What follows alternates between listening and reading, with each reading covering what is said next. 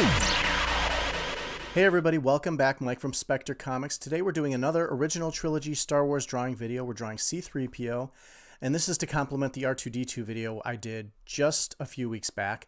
I also wanted to say quickly that this is the first Star Wars related video that I'm doing since the firing of Gina Carano from The Mandalorian. I was a big fan of her character Cara Dune, and I'm a big fan of Gina's in general. I also want to say there's a lot of fans of Star Wars that are not happy with this decision, and they're making their voices known, commenting against this decision on YouTube videos that are related, and also canceling their Disney Plus subscriptions.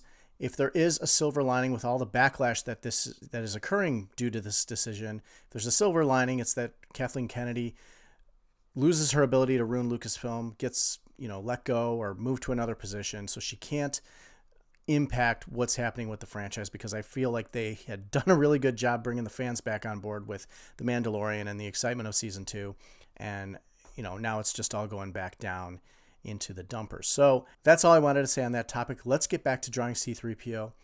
As always, I'm drawing on a Wacom Cintiq 13 HD drawing tablet. I'm using Photoshop Elements 2019 as my drawing program, and as usual, I'm going to start by drawing a sketchy underlay skeleton of the figure so we can kind of block out the character on the page and make sure that we understand where everything is. Now this is going to be a picture that focuses on the head, chest, and shoulders.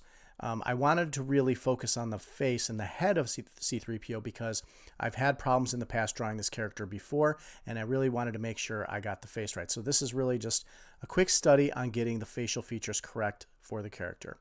Now in my R2-D2 video, I did mention that I had, when I was much younger, tried drawing R2 and 3PO, and I could never get it to look right, and I kind of gave up and never tried. So I've never actually really drawn R2 or 3PO before I started doing these videos.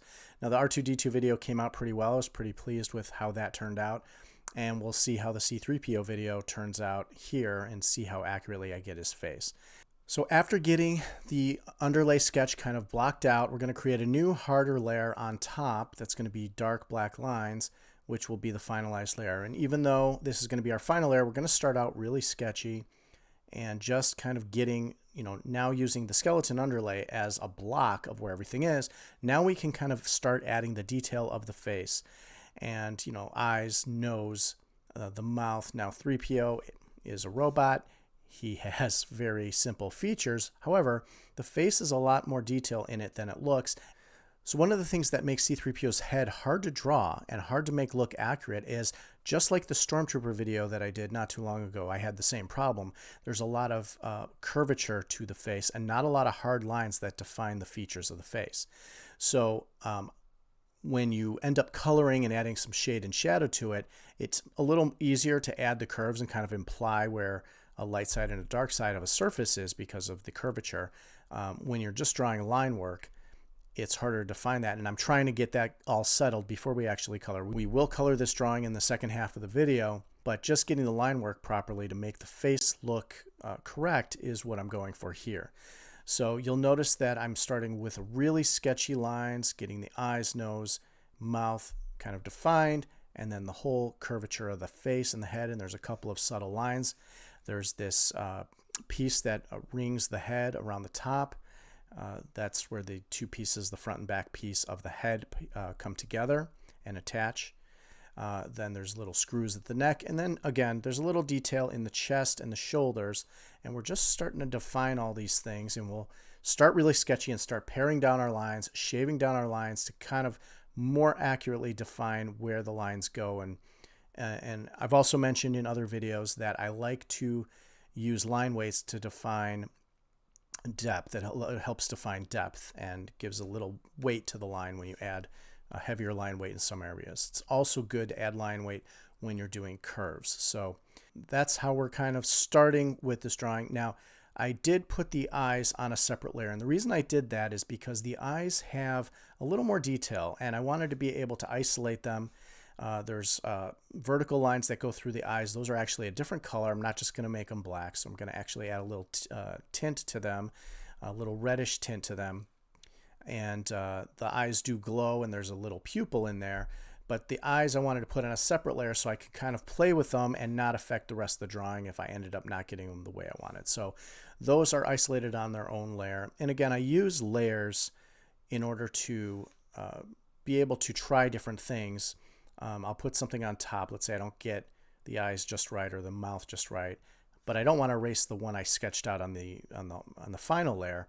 I'll just try something else, and then if that one looks better, I'll just erase what's below it and merge the layers, and then everything is combined into the one final layer of the drawing. So C-3PO is golden, shiny, and metallic, and when we start to color, we're going to add just kind of a yellow layer in there, and then I'm also going to layer in some reflective shadows, reflections from other things that are around him. Now, I'm using a reference image, so it's easy to just copy the reflections that are in the image that I'm using as a reference.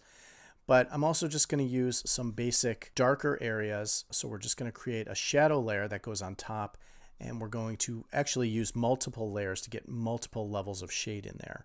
And I'm just using that to define the curvature. There'll be, the areas that are going to be the golden shiny areas will not have any shade in them. So that will be where the light source is hitting the surface of the metallic head, neck, and body and shoulders. So the shade is going to kind of fall on one side. You're also getting reflections. So that it's twofold in this drawing. Because he is metal and shiny, you do want to show the items that are reflected on the surface of the metal body, head, and neck.